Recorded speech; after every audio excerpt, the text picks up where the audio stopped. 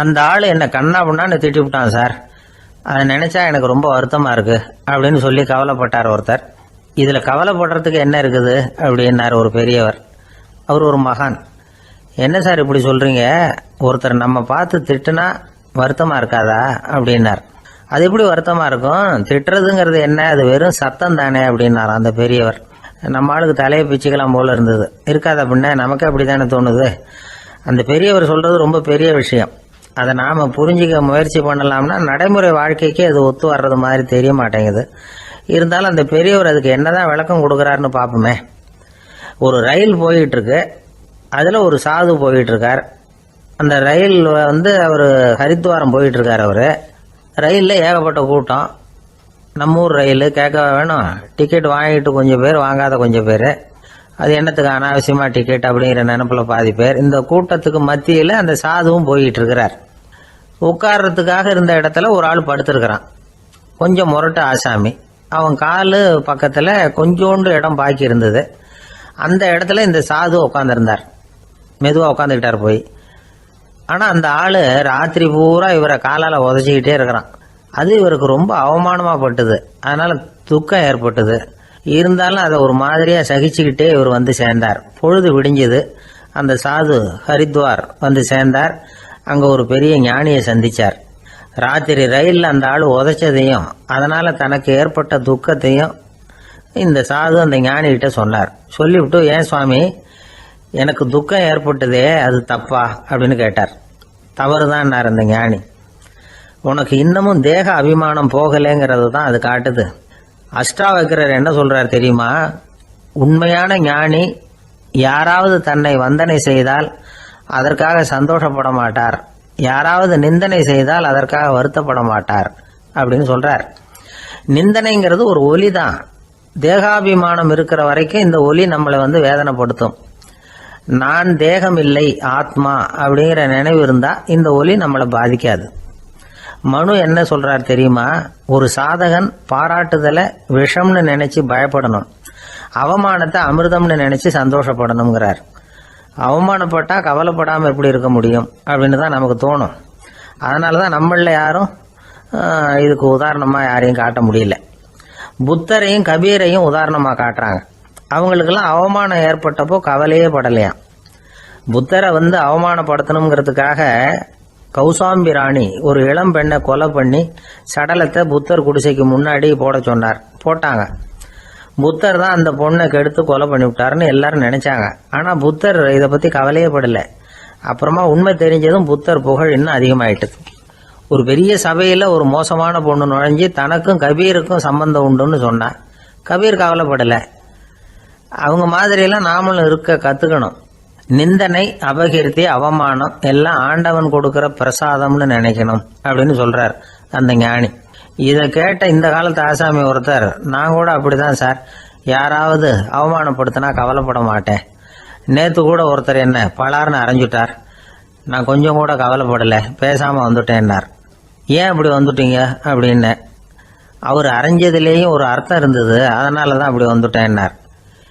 ஏன் அரைஞ்சாருன்னு கேட்டேன். 10 வருஷத்துக்கு முன்னாடி 15 ரூபா அவர்கிட்ட கடன் வாங்கினேன், அதை கேட்டு கேட்டு பார்த்துட்டு கடைசியா தான் அரைஞ்சார் அப்படின்னார். ஆண்டவனுடைய பிரசாதம் இவருக்கு அடிக்கடி கிடைக்கும் போல இருக்கு.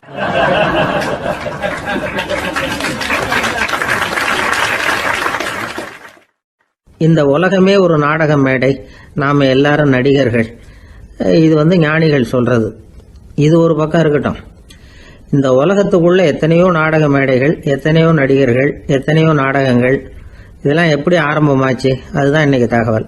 அதாவது ஆதி மனிதன் பேச ஆரம்பிக்கிறதுக்கு முன்னாடி சைகையாலேயே எல்லாத்தையும் சொல்லிக்கிட்டு இருந்தான். அதனால அப்பவே நடிப்பு ஆரம்பமாயிட்டுது. முதல்ல ஒரு வேட்டையத்தான் அவன் நடிச்சு காட்டியிருப்பான். இவன் எப்படி போனான், எதிரில் மிருகம் எப்படி வந்தது, அதோட எப்படி சண்டை போட்டான், எப்படி அடிச்சு கொண்டுகிட்டு வந்தான், இதை அப்படியே மற்றவங்களுக்கு நடிச்சு காட்டியிருப்பான். ஏன்னா மொழி கிடையாது. இந்த காலத்துல எல்லாம் நாடகங்கள்ல நடிக்கிறவங்கள நடிகர்கள்ங்கிறோம். ஒரு காலத்துல இவங்களுக்கு என்ன பேரு தெரியுமா? திஸ்பியர்கள் அப்படின்னு பேராம். இதுக்கு காரணம் உண்டு. அதாவது 2000 வருஷத்துக்கு முன்னாடி கிரீஸ் நாட்டுல திசிவியஸ் அப்படின்னு ஒரு ஆள் இருந்தான். அவன் ஒரு பெரிய நாடக கலைஞன். அவன் சில இளைஞர்களை சேர்த்துக்கிட்டான், பயிற்சி கொடுத்தான், நாடக குழுவை உருவாக்கினான். நடிகர்களையும் நாடகத்துக்கு தேவையான பொருள்களையும் ஏற்றிக்கிட்டு போகிறதுக்கு ஒரு வண்டியையும் தயார் பண்ணான். அந்த வண்டியிலேயே அவன் கிரேக்க நாடு பூராவும் சுற்றினான். ஊர் ஊராக நாடகம் போட்டான். ஒரு ஊருக்கு போனதும் அங்கே நாடகம் நடத்த தியேட்டர் இருக்கா அப்படிங்கன்னெல்லாம் பார்க்கறது இல்லை அவன். ஏன்னா அப்போலாம் தியேட்டர்னா என்னென்ன தெரியாது. நாடகம்னா அது ஒரு மூடிய கொட்டைக்குள்ளே தான் நடத்தணுங்கிறது அப்போ யாருக்குமே தோணலை. இந்த வண்டி போகும், அதுவே ஒரு பகுதி அப்படியே ஒரு மேடை மாதிரி விரிச்சிக்கும். அதில் ஏறி நின்றுக்கிட்டு நாடகத்தை நடித்து காட்டுவாங்களாம். மக்கள்லாம் எதிரில் தரையில் உட்காந்து அதை பார்த்துக்கிட்டு இருக்கிறது.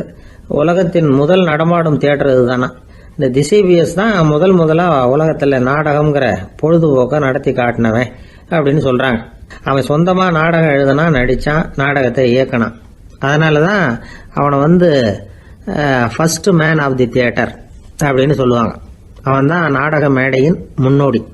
கிரேக்கர் காலத்திலேயே நாடக ஆசிரியர்கள், நடிகர்கள், ரசிகர்கள் இவங்கெல்லாம் உருவாயிட்டாங்களாம். நாடகத்தின் சரித்திரத்தில் இந்த 3 பிரிவும் ரொம்ப முக்கியம். அதாவது கிரேக்க தியேட்டர்கள்லாம் திறந்த வெளி மேடைகள் தான். பெரும்பாலும் மலைச்சரிவுகள், அதுவே படிப்படியாக பண்ணியிருப்பாங்க. கீழே அரைவட்ட வடிவில் மேடை, அதுக்கு ஆர்கெஸ்ட்ரான்னு பேர். பிற்காலத்தில் இதில் உட்காந்து இசைக்குழுவினர் வாய்ச்சதுனால இசைக்குழுவுக்கே ஆர்கெஸ்ட்ராங்கிற பேர் வந்துட்டுது. இப்போ கிரேக்க தியேட்டர்களில் ஒன்று, அதோட காலம் கிமு 340. அதை இன்னமும் பாதுகாத்து வச்சிருக்கிறாங்களாம். எபிடாரஸ் அப்படிங்கிற இடத்துல அது இருக்குதான். இன்னமும் அந்த தியேட்டரை பயன்படுத்திக்கிட்டு வர்றாங்களாம். சிறந்த கிரேக்க நாடகங்கள்லாம் அங்கே நடிக்கிறாங்களாம். ஆரம்ப காலத்திலேயே கட்டணம் கிடையாது. அப்புறம் பின்னாடி தான் நுழைவு கட்டணம்லாம் அப்படியே வந்துட்டு தான். நடிகர்கள் பளபளப்பான ஆடைகள் உடுத்தி இருப்பாங்களாம். இந்த குதிகால் உயர்ந்த காலணிகள் போட்டிருப்பாங்களாம். இதெல்லாம் பழைய குறிப்புகள். பலவிதமான உருவங்களில் மாஸ்க் அப்படின்னு சொல்லப்படுற முகமூடி. அதனால ஒரே நடிகர் பல வேடங்களில் நடிக்கிறது உண்டான். ஆரம்பத்தில் பெண் நடிகர்கள் கிடையாது, எல்லாம் ஆண் நடிகர்கள் தான். ரோமானியர்கள் தான் முதல் நிரந்தர நாடக மேடையை கட்டினவங்க. அதுதான் முதல் தியேட்டர். கிமு 1048 காலகட்டத்தில் பாம்பிங்கிற நகரத்தில் அதை கட்டியிருக்கிறாங்களாம். கிரேக்க ரோமானிய தியேட்டர்களின் அடிப்படையிலேயே இந்த இத்தாலிய வடிவ அமைப்பாளர்கள் இந்த குதிரை லாட வடிவில் ஒரு ஆடிட்டோரியத்தை உருவாக்கினாங்களாம். இப்படி அதை பற்றி நிறைய தகவல் இருக்குது. 1576 லண்டனில் இந்த வின்ஸ்பர்ரி, அப்புறம் இந்த பில்ட்ஸில், அப்புறம் ஜேம்ஸ் இப்படிங்கிறவர் முயற்சியால் தான் இங்கிலாந்தில் முதல் தியேட்டர் உருவாச்சான். அப்படி ஒருத்தர் இருந்தாராம். உலக நாடக மேடையின் வரலாறு இதுதான். அதாவது இப்பெல்லாம் அறிவியல் வளர்ச்சி அதிகமாயிட்டுது. திரைப்படம், தொலைக்காட்சி எல்லாம் வந்தாச்சு. ஒவ்வொரு வீடுமே ஒரு குட்டி தியேட்டர் மாதிரி ஆயிட்டுது. தொலைக்காட்சி முன்னாடி உட்காந்து எழுந்திருக்கவே மனசு வர்றதில்லை. ஒரு அம்மா ஒரு மனோதத்துவ டாக்டரை தேடிட்டு வந்தாங்களாம் இந்த காலத்தில். டாக்டர், எங்கள் வீட்டுக்காரர் எப்போ பார்த்தாலும் டிவி முன்னாடி உட்காந்துக்கிட்டு அதையே வெறிச்சு பார்த்துக்கிட்டு இருக்கிறார், உத்து பார்த்துக்கிட்டு இருக்கார், எனக்கு சந்தேகமாக இருக்குன்னாங்களாம். இது மனக்கோளாறு இல்லைங்க, ஆர்வ கோளாறு, அவ்வளவுதான், இதுக்காக பயப்படாதீங்கன்னாராம் டாக்டர். அப்படி இல்லை டாக்டர், டிவி ஓடும் பொழுது நாம எல்லாம் அதை பார்க்குறோம் சரி, ஆனால் அவர் அப்படி இல்லை, டிவியை நிறுத்தினதுக்கு அப்புறமும் அதையே உத்து பார்த்துட்டு உட்காந்துருக்கிறார், அதனால தான் சந்தேகப்பட்டு உங்ககிட்ட வந்தேன் அப்படின்னாங்களாம்.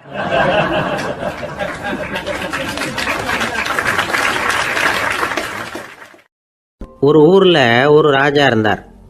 பெரிய அரண்மனையில் தான் இருக்கிறார். எல்லா வசதியும் இருந்தது. இருந்தாலும் அவர் எல்லாரும் சொல்கிறது எப்படி தெரியுமா, பிச்சைக்கார ராஜா. அப்படி ஒரு பேர் அவருக்கு நிலைச்சி போச்சு. ஜனங்களும் சரி, மற்ற தேசங்களில் உள்ளவங்களும் சரி, அவர் அந்த பேர் சொல்லியே குறிப்பிடுறது வழக்கமாக போட்டுது. இது அவருக்கு ரொம்ப கவலையாக போச்சு. என்ன இது, நம்மளை தேடி வர்றவங்களுக்கெல்லாம் நாம் சோறு போடுறோம், நம்ம புகழ்ந்து பாடல் ஏற்றி கொண்டு வர்ற புலவர்களுக்கெல்லாம் அவங்க எப்படி வந்தாலும் ஒருவேளை சோறு போடணுங்கிறது உத்தரவு. இவ்வளவுலாம் செஞ்சும் நம்மளை போய் பிச்சைக்கார ராஜான்னு எல்லாரும் சொல்கிறாங்களே, அது ஏன், எதுக்காக இப்படி சொல்கிறாங்க? இதுதான் ராஜாவுக்கு குழப்பம். சரி, இதை பற்றி நம்ம அமைச்சர்கள்கிட்ட கேட்கலாமா அப்படின்னு யோசனை பண்ணார். இந்த விஷயத்தை போய் அவங்ககிட்ட எப்படி கேட்கறதுன்னு அவருக்கு தயக்கமாக இருந்தது. கௌரவ குறைச்சலாக தெரிஞ்சுது அவருக்கு. சரி, சாதாரண குடிமக்கள்கிட்ட இதை பற்றி கேட்கலாமா அப்படின்னு யோசனை பண்ணார். கேட்கலாம், ஆனால் அவங்க யாரும் ராஜா முன்னாடி வந்து நின்று தைரியமாக பேசக்கூடிய அளவுக்கு இல்லை. ராஜாவோட குழப்பம் நாளுக்கு நாள் அதிகமாக போச்சு. கடைசியாக அவர் ஒரு முடிவுக்கு வந்தார். அதாவது இதை பற்றி ஒரு பிச்சைக்காரங்கிட்டே கேட்டு பார்த்துட்டா என்ன, இதுதான் அவர் பண்ண முடிவு. உடனே மாறு வேஷம் போட்டுக்கிட்டு நகர்வலம் போனார். ஒரு பிச்சைக்காரனை கண்டுபிடிச்சார். இதை பாருப்பா, நம்ம ராஜாவை எல்லாரும் பிச்சைக்கார ராஜான்னே சொல்கிறாங்களே, அதுக்கு என்ன காரணமாக இருக்கும் அப்படின்னு கேட்டார். அதுக்கு அவன் சொல்கிறான், இதுக்கான பதிலை இன்னும் ஒரு 30 நாளில் சொல்கிறேன் அப்படின்னா. உடனே இவருக்கு சந்தோஷம். உண்மையை அவங்ககிட்ட சொன்னார். நான் வேற யாரும் இல்லை, நான் தான் இந்த நாட்டு ராஜா. இப்போ நீ என் கூடவே வந்துடு, அரண்மனையிலேயே தங்கிக்கோ. 30 நாள் கழித்து எனக்கு பதில் சொல்லிவிட்டு அதுக்கப்புறமா நீ போகலாம் அப்படின்னு சொல்லி அழைச்சிட்டு வந்துட்டார். அரண்மனையில் ஒரு மூலையில் அவன் தங்கறதுக்கு இடம் கொடுத்தார். தினம் 2 வேளையும் இவனுக்கு சோறு போடுங்க அப்படின்னு உத்தரவு போட்டார். ராஜா கொடுத்த இடத்துல போய் உக்காந்துக்கிட்டான் அந்த பிச்சைக்காரன். தினமும் அந்த அரண்மனையில் நடக்கிறதையெல்லாம் கவனிச்சிட்டு வந்தான். வேளைக்கு சாப்பாடு வரும், சாப்பிட்டுக்கிட்டு இருக்கான். இப்படி 30 நாள் முடிஞ்சுது. ராஜா வந்தார். என்ன, என்னோட கேள்விக்கு பதில் என்னன்னு கண்டுபிடிச்சிட்டியான்னார். கண்டுபிடிச்சிட்டேன்னா. என்ன எல்லாரும் பிச்சைக்கார ராஜான்னு சொல்றாங்களே, அது நியாயமா படுதா உனக்குன்னு கேட்டார். நியாயமா தான் படுது, சந்தேகம் இல்லாம நீங்க பிச்சைக்கார ராஜா தான். என்னதான் நீங்க வசதியோடவும் படைபலத்தோடவும் இருந்தா கூட நீங்க எங்க வர்க்கத்தை சேர்ந்த ஆசாமி தான் அப்படின்னு அடிச்சு சொல்லிவிட்டான் அந்த ஆள். என்னால் அப்படி சொல்றேன்னு கேட்டார் இவர். அரசே, ஒரு உண்மையை கண்டுபிடிச்சு சொல்றதா நான் உங்ககிட்ட சொன்னேன். நீங்க ராஜ பரம்பரைன்னா உடனே உங்க கழுத்துல கிடக்கிற முத்து மாலையை கழட்டி பரிசா கொடுத்துருப்பீங்க, பொன்னையும் மணியையும் கொடுத்துருப்பீங்க. ஆனா நீங்க அப்படி செய்யல. என்ன ஒரு மூலையில உட்கார வச்சு 2 வேளை சோறு போட சொன்னீங்க. உங்களை தேடி யார் வந்தாலும், யார் பாராட்டி பேசினாலும் அல்லது பிரச்சனைகளை சொன்னாலும் நீங்க செய்யற ஒரே காரியம் சோறு போடுறது தான். பிச்சைக்காரனுக்கு சோறு மட்டும்தான் உலகம். உங்க விஷயத்திலையும் நீங்க அப்படித்தான் நினைக்கிறதாக தெரியுது. நல்லா கவனிங்க. எந்த ஒரு பிரச்சனைக்கும் சோறு தான் முடிவுன்னு நினைக்கிறீங்க பாருங்க. நீங்க சந்தேகமில்லாத எங்களை சேர்ந்த ஆளுதான் அப்படின்னு விட்டான் அந்த பிச்சைக்காரன். அதுக்கப்புறம் தான் அந்த ராஜா தன்னுடைய தவறுகளை எல்லாம் தேர்த்திக்கிட்டாராம். பசின்னு வர்றவங்களுக்கு சோறு தான் போடணும், அது தப்பு இல்லை. பாராட்ட வர்றவங்களுக்கெல்லாம் சோத்தையே போட்டு அனுப்புனா இப்படிதான் பேர் வரும். எனக்கு தெரிஞ்ச ஒருத்தர் தினமும் யாராவது ஒருத்தரை தன் வீட்டுக்கு அழைச்சிட்டு போவார், சாப்பாடு போட்டு அனுப்புவார். முன்னறிவிப்பு இல்லாம திடீர்னு ஒரு விருந்தாளியோட வீட்டில் போய் இவர் நிக்கிறது வழக்கம். அந்த அம்மாவும் இவருக்காக தயார் பண்ணி வச்சிருந்ததை இவர் அழைச்சிட்டு வந்திருக்கிற விருந்தாளிக்கு போட்டுருவாங்க. விருந்தாளி சாப்பிட்டுட்டு போனதுக்கு அப்புறம் இவர் மனைவி கிட்ட உனக்கு சிரமம் வேணாம் அப்படின்னு சொல்லிவிட்டு பக்கத்தில் உள்ள ஒரு ஹோட்டலுக்கு போய் காசு கொடுத்து சாப்பிட்டுட்டு வந்துடுவார். பல நாள் இப்படி நடக்கும். ஒரு நாள் அவரை தனியாக கூப்பிட்டுக்கிட்டு போய் ஏன் இப்படி பண்றீங்கன்னு கேட்டோம். அதுக்கு அவர் சொல்றாரு, எங்க வீட்டு சாப்பாட்டிலேருந்து தப்பிக்கிறதுக்கு எனக்கு வேற வழி எதுவும் தெரியல சார், அதனால தான் இப்படி பண்ணிட்டு இருக்கிறேன் அப்படின்னார் ரொம்ப பரிதாபமா.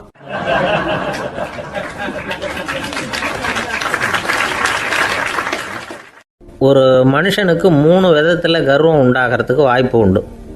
பணம், பதவி, புகழ். பணம் அதிகமாக வந்தால் கர்வம் வரலாம், பதவி பெருசாக வந்துட்டுதுன்னா கர்வம் வரலாம், புகழ் அதிகமாக போனாலும் கர்வம் வரலாம். இந்த 3 வகையான கர்வத்துக்கும் இடம் கொடுக்காம இருக்கிறாங்க பாருங்க, அவங்க தான் சிறந்த மனிதர்கள். ஒரு பெரிய பொறுப்பில் இருக்கிறவங்களுக்கு கர்வம் வந்துடக்கூடாது. அப்படி வந்துட்டுதுன்னா அது எல்லாருக்கும் இடைஞ்சல். ஒரு ராஜா இருந்தார். அவர் ஒரு நாள் தன்னுடைய தலைநகரத்தை சுற்றி வந்துக்கிட்டு இருந்தார். ஒரு இடத்துல ஒரு அழகான நிலத்தை பார்த்தார். ஆஹா, இந்த இடத்துல நமக்குன்னு ஒரு மாளிகையை கட்டினா எவ்வளோ நல்லா இருக்கும் அப்படின்னு நினச்சார். ராஜா நினச்சா அது முடியாத காரியமா?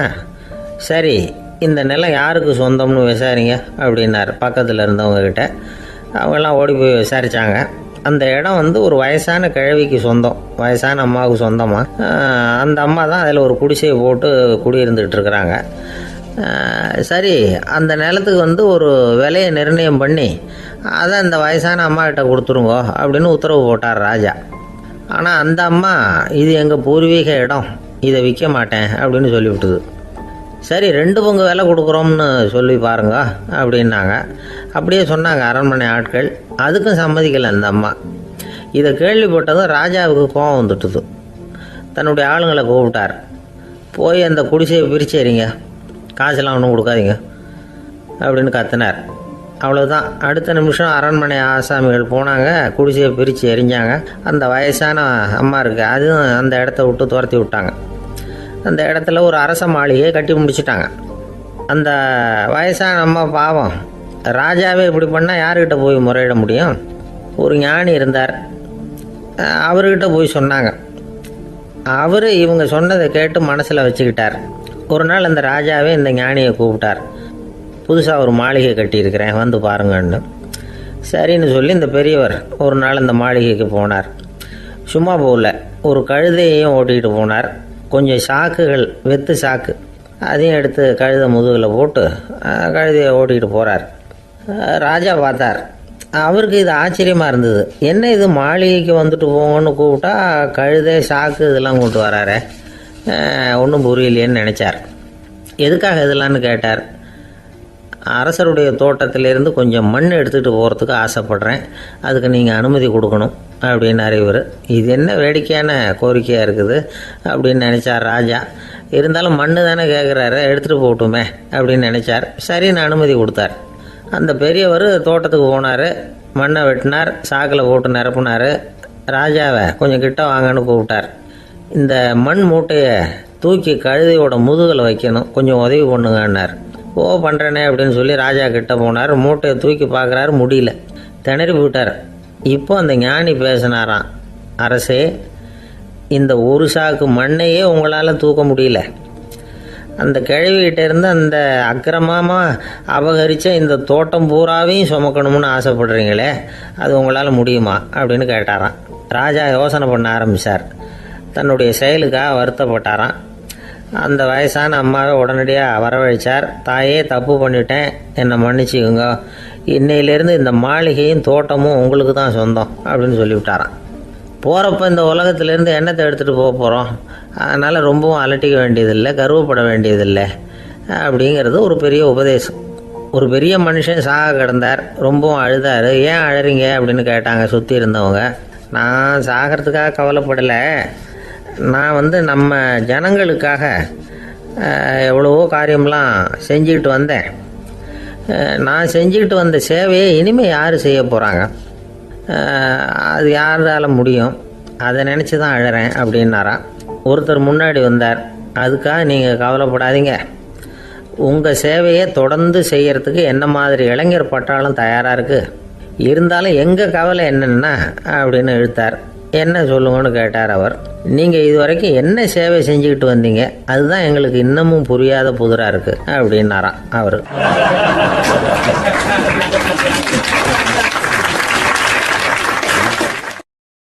ஒரு அம்மா தெருவில் உட்காந்து என்னத்தையோ தேடிட்டு இருக்கிறாங்க. அந்த அம்மா ஒரு சூஃபி ஞானி. அவங்க பேர் என்னென்னா ரபியா அல் அடாவியா. அந்த அம்மாவுக்கு கண் கூட தெளிவாக தெரியாது. அந்த பக்கமாக வந்த சில பேர் இவங்களுக்கு உதவி செய்கிறதுக்காக வந்தாங்க. என்ன தேடிகிட்டு இருக்கிறீங்க அப்படின்னு கேட்டாங்க.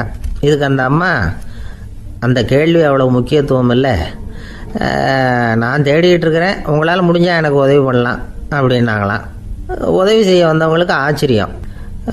எதை தேடுறோங்கிறது தெரியாமல் இப்படி ஏன் நேரத்தை செலவழிக்கிறீங்க, நாங்கள் எப்படி உங்களுக்கு உதவ முடியும், எங்களுக்கு ஒன்றும் புரியலையே அப்படின்ட்டுருக்காங்க. சரி, உங்களை திருப்தி பண்ணுறதுக்காக சொல்கிறேன், ஒரு குண்டூசி தொலைஞ்சி போச்சு, அதை தேடுறேன் அப்படின்னாங்களாம் அந்த அம்மா. அதுக்கப்புறம் இவங்களும் சேர்ந்து தேட ஆரம்பிச்சிட்டாங்க. கொஞ்ச நேரம் ஆச்சு, ஒன்றும் கிடைக்கல. உதவி செய்ய வந்தவங்களும் அழுத்து போட்டாங்க.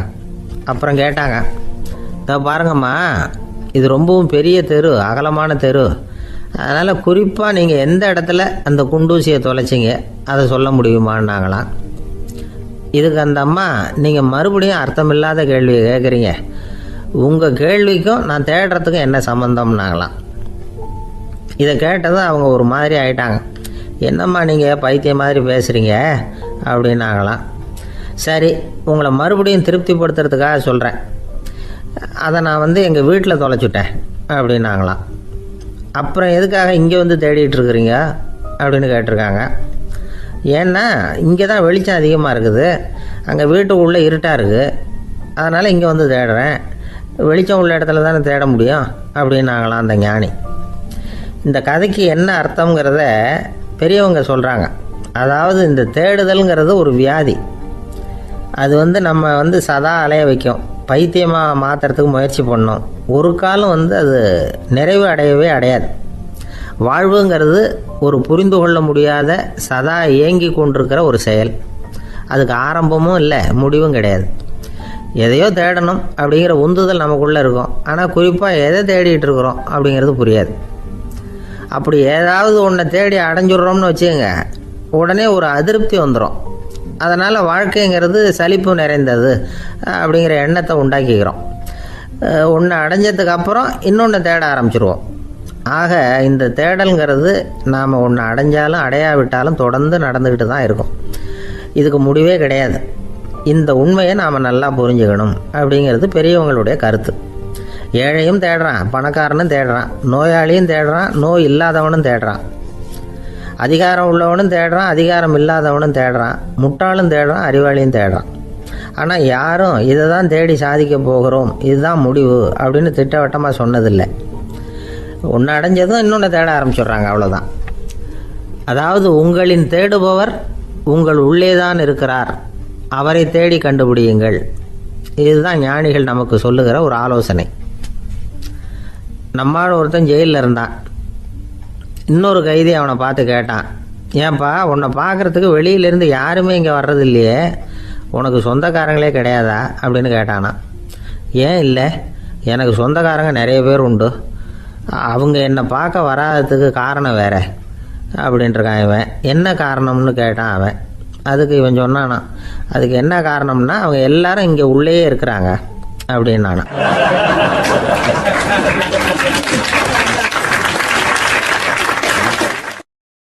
ஒரு நாள் ராமர் அரசவையில் உட்கார்ந்துருக்கிறார். ராமராஜ்யம் நடந்துக்கிட்டு இருந்த நேரம். அந்த சமயத்தில் ஒரு நாய் அரச சபைக்கு வந்துதான். அது தலையில் அடிபட்டு ரத்தம். அந்த கோலத்தில் அது அங்கே வந்தது. எல்லாரும் ஆச்சரியமாக அதை பார்த்தாங்க. ராமரும் அந்த நாயை பார்த்தார்.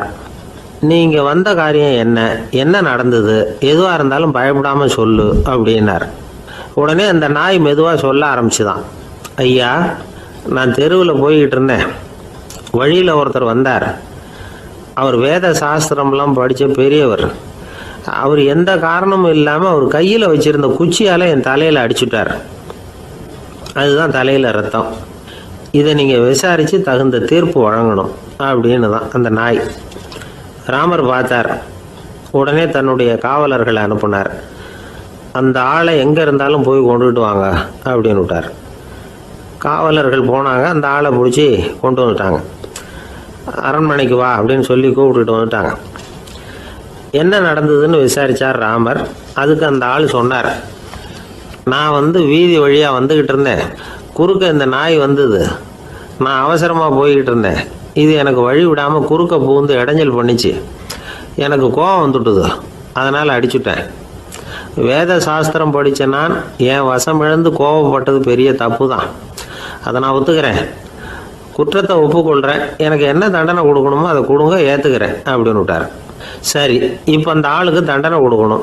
என்ன தண்டனை கொடுக்கறது யோசனை பண்ணார் ராமர். அதையும் அந்த நாய்கிட்டே கேட்டார். நீயே சொல்லு, என்ன தண்டனை கொடுக்கலாம் இவருக்கு அப்படின்னார். இதுக்கு அந்த நாய் என்ன சொல்லிச்சு தெரியுமா? இவரை ஏதாவது ஒரு கோயிலுக்கு தர்மகர்த்தாவாக நியமனம் பண்ணிவிடுங்க, அதுதான் இவருக்கு சரியான தண்டனை அப்படின்னுது. இதை கேட்டதும் ராமர் முகத்தில் புன்னகை. ஆனால் அங்கே இருந்த மற்றவங்களுக்கெல்லாம் ஆச்சரியம்.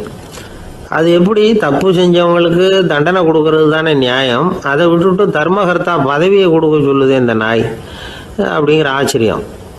இந்த சந்தேகத்தை அந்த நாய்கிட்டே கேட்டாங்க அங்கே இருந்தவங்க. இதுக்கு அந்த நாய் பதில் சொல்லிச்சான்.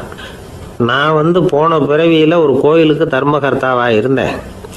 எவ்வளவோ கவனமாக எச்சரிக்கையாக தான் என்னுடைய கடமைகளை எல்லாம் செஞ்சுக்கிட்டு வந்தேன்.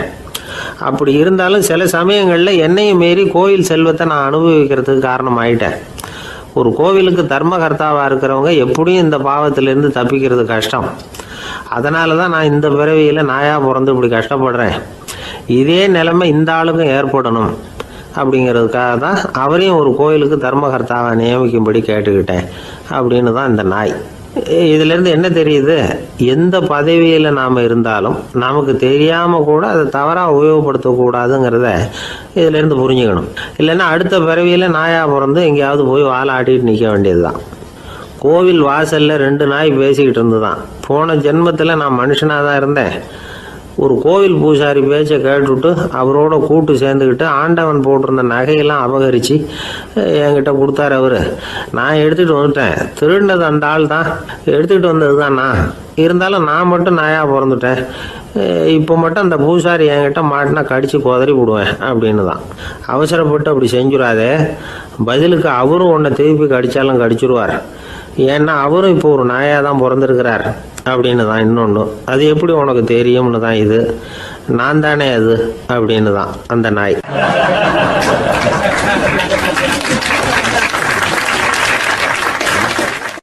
நம்மக்கிட்ட ஒருத்தன் தப்பாக நடந்துக்கிட்டானா உடனே நாம் என்ன செய்வோம்? கையை ஓங்கிட்டு அவனை அடிக்க போவோம். நாம் அவங்ககிட்ட அவனை விட ஒருபடி மேலாக தப்பாக நடந்துக்குவோம். ஆனால் பெரியவங்கள்லாம் அப்படி நடந்துக்கிறது இல்லை. இன்னா செய்தாரை ஒருத்தல் அவர் நாண நன்னயம் செய்து விடல் அப்படின்னு வள்ளுவர் சொல்லியிருக்கார் இல்லையா? அதுக்கு தகுந்த மாதிரி நடந்துக்குவாங்க. பாயசித் விஸ்தாமிங்கிறவர் ஒரு பெரிய ஞானி. அவர் ஒரு நாள் ராத்திரி ரொம்ப நேரம் மசூதியில் இருந்துட்டு வீட்டுக்கு திரும்பி வந்துகிட்டு இருக்கிறார். வழியில் ஒரு குடிகாரன், அவன் கையில் ஒரு இசைக்கருவி, அதை கண்ணா பின்னான்னு மீட்டிக்கிட்டு வாய்க்கு வந்தபடி என்னத்தையோ பாட்டுன்னு நினச்சிக்கிட்டு பாடிக்கிட்டு அவன் பாட்டுக்கு கிடக்கிறான் வழியில். அதோடு இருந்தாலும் பரவாயில்ல, அந்த பக்கமாக வழியில் போகிறவங்க வர்றவங்களையெல்லாம் பார்த்து கண்ணா பின்னான்னு திட்டிக்கிட்டு இருக்கிறான், ரொம்ப வளர்க்குறான். பாயசீத் பிஸ்தாமிங்கிற அந்த பெரியவர் அந்த வழியாக போகிறார். அவனை பார்க்குறார். அவனுடைய நிலைமையை பார்த்துட்டு பரிதாபப்படுறார். ஏன்பா இது மாதிரிலாம் நடந்துக்கிற, இப்படி நடக்கலாமா அப்படின்னு ஏதோ கொஞ்சம் புத்திமதி சொல்கிறதுக்கு ஆரம்பித்தார். அவனுக்கு கோபம் வந்துட்டுது. கையில் வச்சிருந்த வாத்திய கருவி அதால் ஓங்கி அந்த பெரியவர் தலையில் ஒரு அடி கொடுத்தான். ரத்த காயம் ஏற்பட்டு போச்சு. அவன் கையில் இருந்த இசைக்கருவியும் அடித்த வேகத்தில் ரெண்டாக உடஞ்சி போச்சு. அவ்வளோ வேகமாக அடிச்சிருக்கான். இவ்வளவு தூரத்துக்கு நடந்து போச்சுல்ல. அந்த மாபெரும் ஞானி வாயை திறந்து ஒரு வார்த்தை கூட பேசலை. பேசாமல் தலையை பிடிச்சிக்கிட்டு அவர் பாட்டுக்கு போயிட்டார். மறுநாள் அந்த பெரியவர் என்ன பண்ணார் தெரியுமா? கொஞ்சம் இனிப்பு பண்டங்கள், கொஞ்சம் பணம், இது ரெண்டையும் ஒரு ஆள் மூலமாக அனுப்பி வச்சார் அந்த குடிகாரனுக்கு. அவனுக்கு ஒன்றும் புரியல. என்ன விவரம்னு விசாரித்தான். வந்த ஆள் ஒரு கடுதாசியை நீட்டினான். அதில் விவரம் இருந்தது. ஞானி எழுதியிருக்கிறார், இதை பார்ப்பா, உங்களுடைய இசைக்கருவி உடையறதுக்கு என்னுடைய தலை காரணமாக ஆயிட்டுது. அதுக்காக நான் ரொம்ப வருத்தப்படுறேன். அதுக்காக தான் பணம் அனுப்பி வச்சுருக்கேன். வேறு புதுசாக ஒரு இசைக்கருவி வாங்கிக்கோ. அப்புறம் இன்னொரு விஷயம், நேற்றுக்கு ராத்திரி என்கிட்ட ஏகப்பட்ட கசப்பான வார்த்தைகளை பேசினேன். இதோடு அனுப்பியிருக்கிற இனிப்பு பண்டங்களை சாப்பிட்டு உன்னுடைய நாவில் உள்ள கசப்பை மாற்றிக்கோ அப்படின்னு அதில் எழுதப்பட்டிருந்தது. இந்த சமயத்தில் அவன் குடி மயக்கத்தில் இல்லை, தெளிஞ்சு போயிருந்த நேரம் இது. அதனால் அதை படித்த உடனே அவனுக்கு ரொம்ப வெக்கமாக போச்சு. தலை குனிஞ்சான், யோசனை பண்ணான். கொஞ்ச நேரத்தில் தன்னுடைய நண்பர்கள் சில பேரையும் கூப்பிட்டுக்கிட்டு நேராக அந்த ஞானி இருக்கிற இடத்துக்கு ஓடினான். அவர் காலில் விழுந்தான். அவர்கிட்ட மன்னிப்பு கேட்டுக்கிட்டான். பெரியவங்களே தெரியாமல் நான் இந்த பாவ செயலை பண்ணிவிட்டேன், என்னை மன்னிச்சுங்க. உங்களுடைய பொறுமையும் போதனையும் என்னுடைய கண்ணை திறந்துட்டுது. இனிமேல் நானும் என்னுடைய நண்பர்களும் நல்ல வழியில் திருந்தி வாழ போகிறோம் அப்படின்னா. ஞானி செய்த நன்னயம் குடிகாரனை எப்படி திருத்திருக்கு பார்த்தீங்களா? இந்த கதையை கேட்டுவிட்டு ஒருத்தர் சொன்னார், என் வாழ்க்கையில் கூட அப்படி ஒரு சம்பவம் நடந்தது சார். நானும் ஒரு நாள் ராத்திரி ஓவராக குடிச்சிட்டு ஒரு கிட்டாரை வாசிச்சுக்கிட்டு கண்ணாபின்னான்னு உளறிக்கிட்டு திட்டிக்கிட்டு இருந்தேன். அந்த சமயம் அந்த வழியாக ஒருத்தர் வந்தார். ஓங்கி தலையில் ஒரே ஒரு அடி, ரத்தம் வந்துட்டுது. அதுக்கப்புறம் என் மனசு தெரிஞ்சுட்டுது சார் அப்படின்னார். அப்படியா என்ன ஆச்சரியமா? ஆமாம் சார், அடி விழுந்தது அவர் தலையில் இல்லை, ஏன் தலையில். வந்தவர் என்ன அப்படி அடிச்சுட்டார். மயக்கம் தெளிஞ்சதுக்கு அப்புறம்தான் எனக்கு விவரம் புரிஞ்சுது. அவர் ஒரு போலீஸ்காரர் அப்படின்னார் ரொம்ப சோகமா.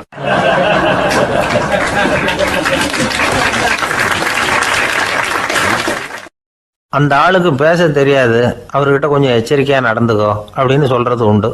அப்படின்னா என்ன அர்த்தம்? அவர் இன்னமும் குழந்தையாகவே இருக்கிறாரு, இன்னும் பேச்சு வரலன்னு அர்த்தம்? அப்படி இல்லை, அவருக்கு நாகரிகமாக பேச தெரியலன்னு அர்த்தம்.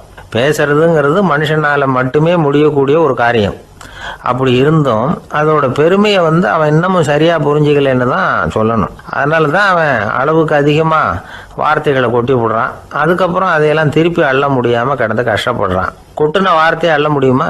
ஒருத்தரை இன்னைக்கு பார்த்து முட்டாள்னு திட்டி விடுறீங்க, நாளைக்கு மறுபடியும் அவர்கிட்ட போய் நேற்றுக்கு ஒன்று முட்டாள்னு சொல்லிவிட்டேன், அந்த வார்த்தையை திருப்பி கொடு, வாங்கிட்டு போயிடுறேன் அப்படின்னு நான் சொல்ல முடியும்? அவன் கோபக்காரனாக இருந்தால் நேற்றுக்கே அதை வேறு விதமாக உங்களுக்கு திருப்பி கொடுத்துருப்பான். உலகத்தில் எவ்வளவோ ஜீவராசிகள் இருக்குது, அதுக்கெல்லாம் வாய் இருக்குது. அந்த வாயெல்லாம் எதுக்கு உபயோகம்? சாப்பிட்றதுக்காக. ஆனால் நமக்கு இருக்கிற வாய் சாப்பிட்றதுக்காக மட்டும் இல்லை, பேசுறதுக்காகவும் தான். பேச முடியலன்னா வாய் இருந்தால் கூட அது வாயில்லா ஜீவன் தான். ஒரு பையனை பார்த்து அது வாய் உள்ள புல்லாக பொழைச்சிக்கும் அப்படின்னா மற்ற பையன்களுக்கெல்லாம் முகத்தில் வாயே இல்லைன்னு அர்த்தம்? அப்படி இல்லை, அந்த பையன் கொஞ்சம் கெட்டிக்காரத்தனமாக பேசுவான்னு அர்த்தம். அதனால் எப்படி பேசணும் அப்படிங்கிறத நாம் முக்கியமாக தெரிஞ்சுக்கணும். இதுக்கு 8 விதமான குறிப்புகளை நம்ம பெரியவங்க சொல்லியிருக்கிறாங்க. பேச்சுக்கு 8 அங்கங்கள் உண்டு அப்படின்னு அவங்க சொல்கிறாங்க. அதெல்லாம் என்னென்ன அப்படின்னா, உண்மை, நன்மை, அன்பு, நிதானம், இனிமை, ஆழம், சமயமறிதல், சபையறிதல்.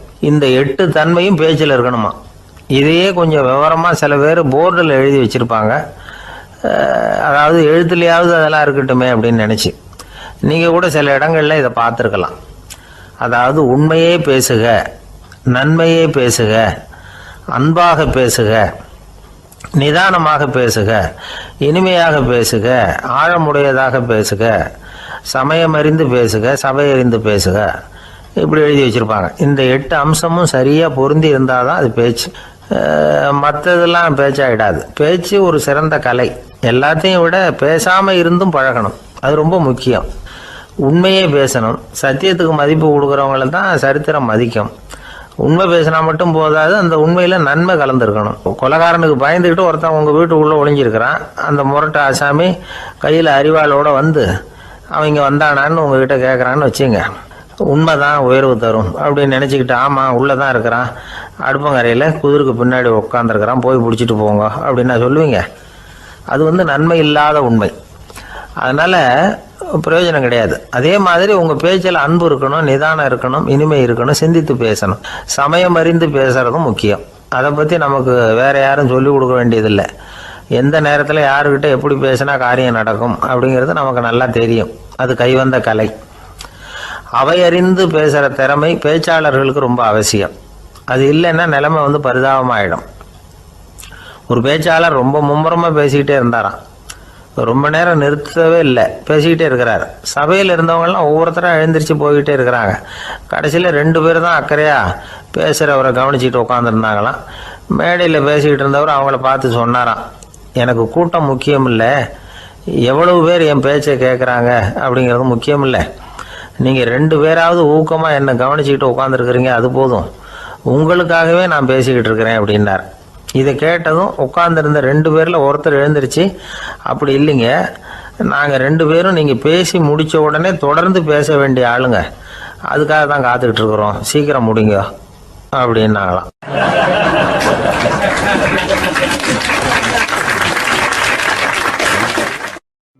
இந்த காலத்து புள்ள ஒருத்தன் தன்னோட அப்பாவை பார்த்து சொன்னான், அப்பா நான் உனக்கு உதவி செய்யலாம்னு நினைக்கிறேன், என்ன உதவி செய்யணும்னு சொல்லு அப்படின்னா. நீ சும்மா இருந்தால் அதுவே எனக்கு செய்கிற பெரிய உதவிடா அப்படின்னார் அப்பா. சும்மா இருக்கிறதும் ஒரு உதவி தான், அது மாதிரி மௌனமும் ஒரு சமூக சேவை தான் அப்படிங்கிறார் காஞ்சி பெரியவர். நமக்கு 5 புலன்கள் இருக்குது, மெய், வாய், கண், மூக்கு, செவி. இந்த 5லேயும் அதிகப்படியான வேலை எதுக்குன்னு நினைக்கிறீங்க? வாய்க்கு தான். ஏன்னா அதுக்கு 2 வேலை. இப்போ கண்ணுக்கு பார்க்குறது மட்டும்தான் வேலை, காதுக்கு கேட்குறது மட்டும்தான் வேலை, மூக்குக்கு வாசனை அறியறது தான் வேலை, உடம்புக்கு உணர்றது மட்டும்தான் வேலை. ஆனால் வாய் அப்படி இல்லை, அதுக்கு 2 வேலை. சாப்பிட்றதும் அதுதான், பேசுகிறதும் அதுதான். அதாவது வாய் ஒன்று தான் கர்மேந்திரியமாகவும் இருக்குது, ஞானேந்திரியமாகவும் இருக்குது அப்படின்னு சொல்லுவாங்க. சாப்பாட்டில் உட்காந்தா எந்தெந்த ஆகாரம் என்னென்ன ருசின்னு அறிவிக்கிற வேலையும் செய்யுது. சபையில் உட்காந்தா பாடுறது, பேசுறது, சிரிக்கிறது, இது மாதிரியான வேலையும் செய்யுது. இன்னொரு வித்தியாசம், கண்ணு, காது, மூக்கெல்லாம் ஸ்ட்ரெயின் பண்ணிக்கிட்டு வேலை செய்கிறதில்ல. ஒரு ரோஜா பூ பார்த்தா உடனே மூக்கு அப்படியும் இப்படியும் அசைய ஆரம்பிக்கிறதில்ல. ஒரு சங்கீதத்தை கேட்ட உடனே காது ஆட ஆரம்பிக்காது. ஆனால் வாய் அப்படி இல்லை, அது பேசினாலும் சரி சாப்பிட்டாலும் சரி அசைஞ்சு தான் ஆகணும். ஆக மற்றதை விட வாய்க்கு வேலை ஜாஸ்தின்னு தெரியுது. சாப்பிட்றது, பேசுறது அப்படின்னு 2 காரியம் அதுக்கு. இப்படி 2 காரியம் இருக்கிறதுனால அது 2ஐயும் பாதியாக குறைச்சிக்கணுங்கிறது கடவுள் அபிப்பிராயமாக இருக்கணும் அப்படிங்கிறார் காஞ்சி பெரியவர். ஆனால் இப்போ நாம் அப்படியே நடந்துக்கிறோம், அதுக்கு நேர்மாறாக நடந்துக்கிறோம். நாம் சாப்பிட்றதும் அதிகம், பேசுகிறதும் அதிகம், 2 வேலையையும் தேவைக்கு அதிகமாகவே செய்கிறோம். வாய் தான் ரொம்ப ஓவர் ஒர்க்குடு. அதுக்கு ஓய்வு கொடுத்தா உடம்பும் நல்லாயிருக்கும், உலகமும் நல்லாயிருக்கும். மௌன விரதம் இருக்கிறதெல்லாம் எதுக்காக நினைக்கிறீங்க? இதுக்காக தான். இந்த காலத்தில் மௌனமாக இருக்கிறவங்கெல்லாம் மகத்தான தொண்டு செய்கிறாங்க அப்படின்னு தான் சொல்லணும். சத்தம் அதிகமாக போய் தான் சவுண்டு பொல்யூஷன் வருது. அது மட்டும் இல்லை, மௌனமாக இருந்தால் சண்டை சச்சரவே வராது. மௌனம் கலக நாஸ்தி. ஆக இதுவும் ஒரு சமூக சேவை தான். நமக்கு தான் வாய் இருக்குதுங்கிறதுக்காக வசமாக சாப்பிட்றதும் தப்பு, வளவளன்னு பேசுகிறதும் தப்பு. ஒரு கருத்தை சொல்கிறதுக்கு ஒரே ஒரு சொல்லு போதும் அப்படின்னு இருக்கும்பொழுது 2 சொற்களை செலவு பண்ணாதே. எவ்வளவு சொன்னாலும் அதனால் ஒரு பயனும் விளையாது அப்படின்னு தெரிய வருமேயானால் அந்த ஒரு சொல்லையும் விரயம் பண்ணாதே அப்படிங்கிறார் ஒரு அறிஞர். எல்லா குணங்கள்லேயும் மௌனம்தான் சிறந்தது அப்படிங்கிறார் ஒருத்தர். மௌனமாக இருக்கிறது மூலமாக மற்றவர்கள் குறைகளை நம்மளால் தெரிஞ்சிக்க முடியும். அதே சமயத்தில் நம்மக்கிட்ட இருக்கிற குறைகளை மற்றவங்களுக்கு தெரியாமல் மறைச்சிக்கவும் முடியுங்கிறார் அவர். உண்மைதானே? ஒரு பெரிய மேடை பேச்சாளர், பொது வாழ்க்கையில் 25 வருஷ காலமாக ஈடுபட்டிருக்கிறவர். அவர் மனைவி ஒரு நாள் சொன்னாங்க, எங்கள் வீட்டுக்காரர் 25 வருஷ காலமாக பொது வாழ்வில் ஈடுபட்டிருந்தா கூட இந்த மாதம் 10ஆம் தேதியிலேருந்து தான் மக்களுக்கு சேவை செய்ய ஆரம்பிச்சிருக்கார் அப்படின்னு நாங்கள் ரொம்ப பெருமையாக. 10ஆம் தேதிக்கு அப்படி என்ன விசேஷம் அப்படின்னு கேட்டோம். அன்னையிலேருந்து தான் அவர் மேடையில் பேசுகிறத நிறுத்தினார் அப்படின்னாங்க அந்த அம்மா.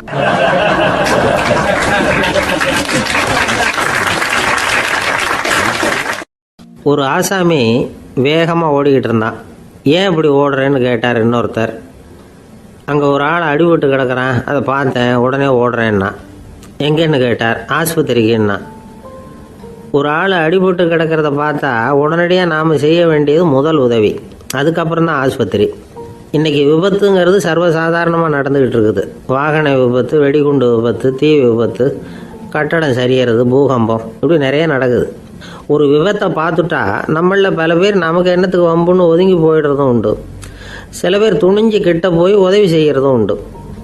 அப்படி உதவி செய்ய நினைக்கிறவங்களுக்கு உபயோகப்படுற தகவல் இது. விபத்தில் காயமடைஞ்சவங்களை 3 பிரிவாக பிரிக்கலாமா. முதல் வகை கொஞ்சம் சீரியஸானது, உயிருக்கு உடனே ஆபத்து தரக்கூடியது. மூளை காயம், முகம், கழுத்து காயங்கள், இருதயம், நுரையீரல் காயங்கள், வயத்தில் உள்ளுறுப்பு காயங்கள், அதிகப்படியான இரத்தப்போக்கு, இதனால எல்லாம் பாதிக்கப்பட்டிருந்தால் அது முதல் வகை அப்படின்னு நாமளே மனசுக்குள்ளே முடிவு பண்ணிக்கணும். இவங்களுக்கெல்லாம் உடனடியாக முதல் உதவி கொடுக்கணும். தாமதப்படுத்தாமல் ஆஸ்பத்திரிக்கு கொண்டுகிட்டு போயிடணும். இப்படி கொஞ்சம் எச்சரிக்கையாக நடந்துக்கிட்டால் அவங்களில் பல பேரை காப்பாற்றி போடலாம். 2வது வகை எப்படின்னா, முதல் உதவி விரைவாக கிடைச்சா உயிர் பிழைக்கக்கூடிய மார்பு காயங்கள், கைகால் எலும்பு முறிவு, இடுப்பு முதுகெலும்பு காயம், சீரான இரத்த சேதம், இப்படிப்பட்டவங்களை 2வது வகையாக பிரிக்கணும். ஆபத்து இல்லாத சிராய்ப்புகள், சிறு காயங்கள், இரத்த உறைவுகள், இதனால் பாதிக்கப்படுறவங்க 3வது வகை.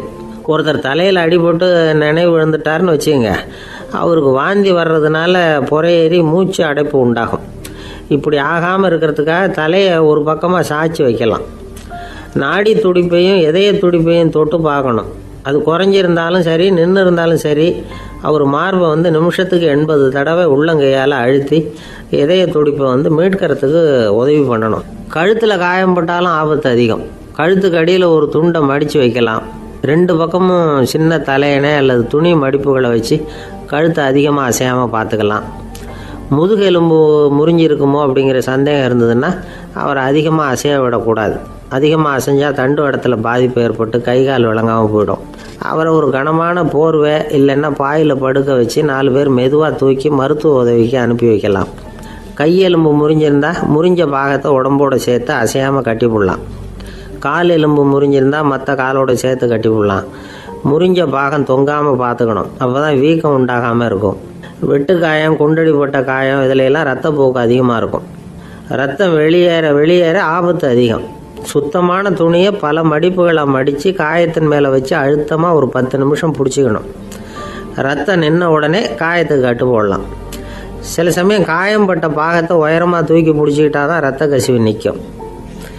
இந்த விவரங்களையெல்லாம் கொஞ்சம் மனசில் வாங்கி வச்சுக்கிட்டோம்னா சமயத்தில் உதவும். ஏன்னா இந்த காலத்தில் விபத்து எந்த ரூபத்தில் எப்போ வரும்னு யூகிக்கவே முடியல. நண்பர் ஒருத்தர் சொன்னார், நேற்றுக்கு பாருங்கள் சார், என் கண்ணு முன்னாடியே ஒரு சின்ன விபத்து நடந்ததுன்னார். என்னன்னு விசாரித்தோம். ஒரு பஸ்ஸில் வந்துக்கிட்டு இருந்தேன். அந்த பஸ்ஸில் பின்பக்கம் படி ஓரமாக நின்றுக்கிட்டு இருந்த ஒருத்தர் ரோட்டில் விழுந்துட்டார். டிரைவர் அதை கவனிக்கலை, நிறுத்தாமல் அவர் பாட்டுக்கு போகிறாருனார். கண்டக்டர் உடனே விசில் கொடுத்து பஸ்ஸை நிறுத்த வேண்டியது தானே அப்படின்னோம். அதுதான் சார் முடியாமல் போச்சுன்னார் அவர். ஏன்னு கேட்டாங்க. தவறி கீழே விழுந்ததே அந்த கண்டக்டர் தான் சார் அப்படிங்கிறார்.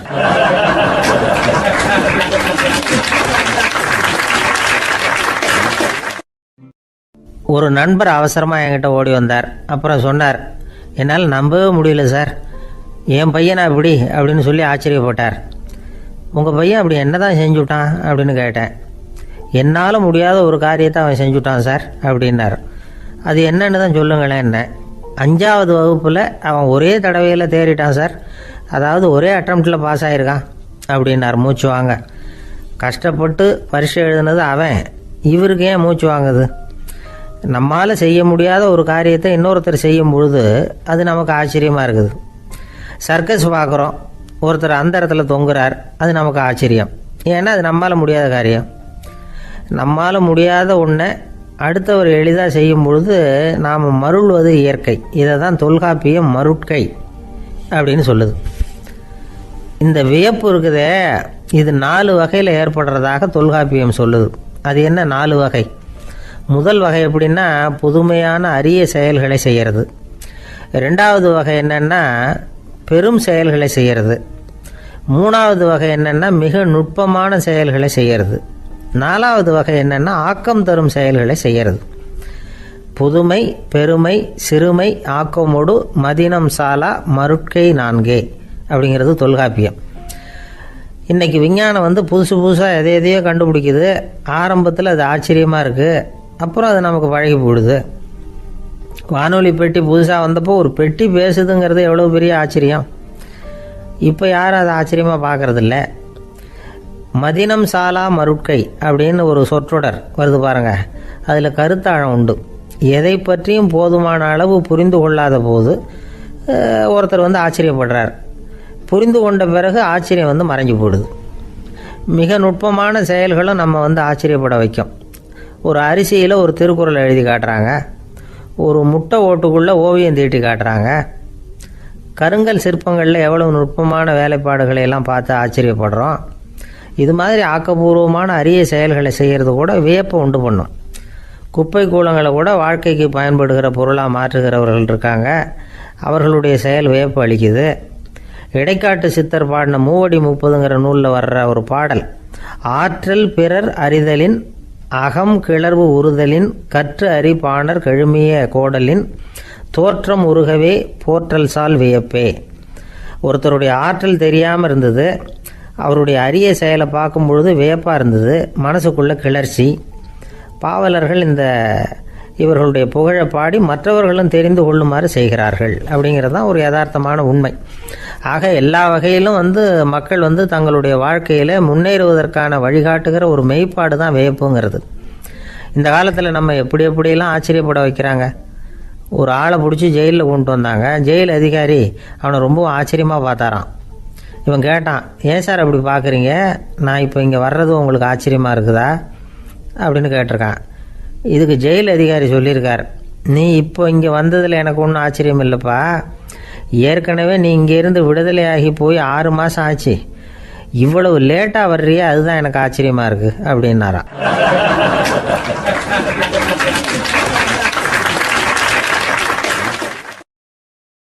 ஆஃபீஸை முடிஞ்சு வீட்டுக்கு போகிற சமயத்தில் ஒருத்தர் கடைக்கு போய் ஸ்வீட் வாங்கினார். சரி, வீட்டுக்கு பிள்ளைங்களுக்கு தான் வாங்கிட்டு போகிறார் அப்படின்னு மற்றவங்க நினச்சாங்க. அவர் அப்படி செய்யல. அந்த இடத்துலையே பொட்டலத்தை பிரித்தார். திருட மாதிரி அப்படியே சுற்றி ஒரு தரம் பார்த்துக்கிட்டார். யாரும் தெரிஞ்சவங்க இல்லைங்கிறத முடிவு பண்ணிவிட்டு அவசரமாக அதை அப்படியே போட்டு முழுகிவிட்டு கையை தொடச்சிக்கிட்டு நல்ல பிள்ளை மாதிரி நடந்து போக ஆரம்பிச்சிட்டார். அவர் யாருன்னா, அவரோட பிரச்சனை எல்லாருக்கும் தெரியாது, சில பேருக்கு தான் தெரியும்.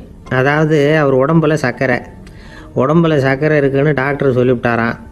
அதனால் வீட்டில் சர்க்கரையே இவர் கண்ணில் காட்டுறதில்ல. அதனால் இவர் யார் கண்ணிலையும் படாமல் இப்படிப்பட்ட வேலைகள்லாம் செய்கிறது வழக்கம். யாருக்கும் தெரியாமல் இப்படி ஸ்வீட்டை வாங்கி சாப்பிட்டுட்டு அவர் பாட்டுக்கு போயிடுறது. இப்படிப்பட்டவங்களுக்கெல்லாம் கொஞ்சம் ஆறுதலான தகவல் இன்றைக்கி. அது என்னென்னா, நாம் சாப்பிட்ற சர்க்கரைக்கும் நம்ம உடம்பில் உள்ள சில கோளாறுகளுக்கும் அப்படி என்ன தான் சம்மந்தம் இருக்குது. இதை பற்றி சமீபத்தில் சில ஆராய்ச்சிகள்லாம் நடந்திருக்குது. ஏன்னா சர்க்கரைன்னாவே விஷம் மாதிரி அதை பார்க்குறவங்களும் சில பேர் உண்டு. சின்ன பிள்ளைங்களுக்கு வயத்தில் பூச்சி உண்டாகிறதுலேருந்து பெரியவங்களுக்கு நீரிழிவு வர்ற வரைக்கும் எல்லாத்துக்கும் சர்க்கரை தான் காரணம்னு சொல்லிகிட்டு இருக்கிறோம். ஆனால் அந்த அளவுக்கு பயப்பட வேண்டிய அவசியம் இல்லை அப்படின்னு சொல்கிறாங்க. சர்க்கரை வியாதி, இருதய நோய், பித்த நீர் பை நோய், இதெல்லாம் சில நோய்கள்லாம் நாம் சாப்பிட்ற சர்க்கரைக்கும் தொடர்பு இருக்குன்னு நினைக்கிறோம். ஆனால் அப்படி சம்பந்தம் உண்டுங்கிறதுக்கு போதுமான அளவுக்கு ஆதாரம் இல்லை அப்படிங்கிறாங்க ஆராய்ச்சியாளர்கள். ஒரே ஒரு சம்பந்தம் தான் உறுதியாக இருக்குதான். அதுவும் இந்த பல் சிதைவு அப்படின்னு இருக்கு இல்லையா, அந்த சர்க்கரை சாப்பிட்றதுக்கும் இந்த பல் சிதைவுக்கும் சம்மந்தம் இருக்குது அப்படிங்கிறத மட்டும் உறுதியாக சொல்கிறாங்க. சர்க்கரைன்னா நாம் சாப்பிட்ற ஜீனி மட்டும் இல்லை, பழம், காய்கறி, பால், தேன் இப்படி எல்லாத்துலேயும் அது இருக்குது.